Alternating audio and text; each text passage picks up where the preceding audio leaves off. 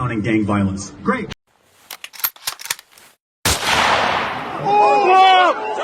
A morte de Charlie Kirk, um dos líderes mais proeminentes do conservadorismo americano, não foi apenas um choque político. Ela se tornou o estopim de uma discussão que transcende a política e mergulha no campo da guerra espiritual. A visão de que uma civilização satânica estaria em guerra com os princípios cristãos se popularizou na direita religiosa americana, onde a política é vista como uma batalha cósmica entre o bem e o mal.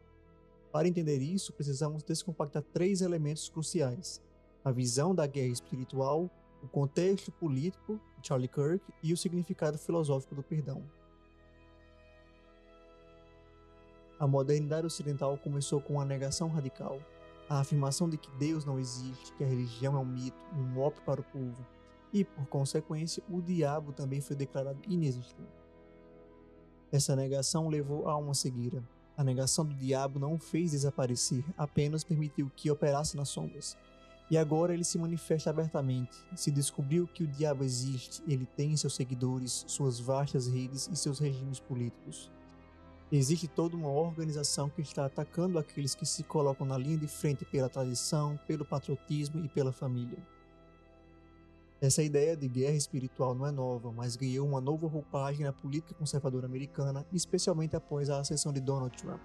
Ela se inspira em teologias que pressupõem forças do bem, os conservadores ou os cristãos, contra espíritos malignos, os progressistas ou os liberais. O conflito político não é mais apenas sobre impostos ou saúde, é sobre a salvação da alma de uma nação. E para eles, quem seria o inimigo? A comunidade LGBT, os imigrantes, os agentes do Deep State, jornalistas, professores liberais e milhões de bloggers organizados em ONGs. A morte de Charlie Kirk gerou um luto coletivo e um renascimento religioso na direita americana. O luto se transformou em um poderoso motor político, reforçando a narrativa de que eles são as vítimas de uma perseguição implacável. A multidão em sua dor buscava vingança, justiça e, acima de tudo, uma resposta à altura da tragédia. Enquanto isso, bloggers e jornalistas liberais e pessoas no X celebravam o assassinato e pediam mais mortes de conservadores e patriotas americanos. Essa polarização extrema, onde a morte de um adversário político é celebrada, é um sintoma da profunda crise moral e política que a sociedade americana está imersa. E nesse cenário de ódio e vingança que as palavras de Erica Kirk, no dia 21 de setembro de 2025, no estado do Arizona, na frente de milhões de patriotas cheios de raiva pela morte do seu marido, ressoaram com uma força quase sobrenatural. My husband, Charlie, he wanted to save young men, just like the one who took his life.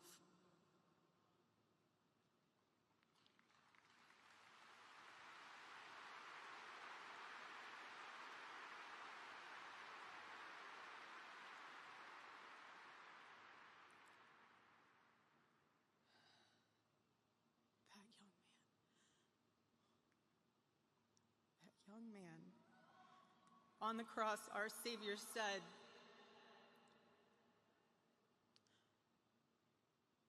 "Father, forgive them, for they not know what they do."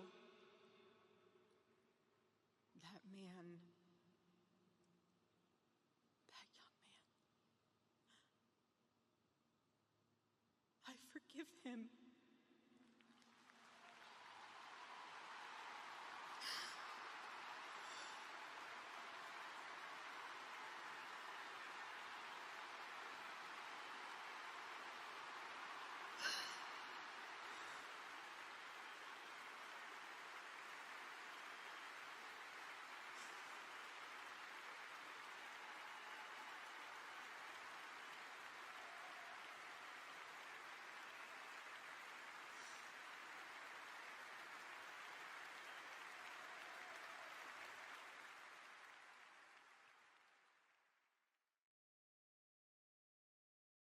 O perdão nesse contexto é um ato de subversão, pois ele subverte a lógica da vingança que a multidão de adversários esperavam.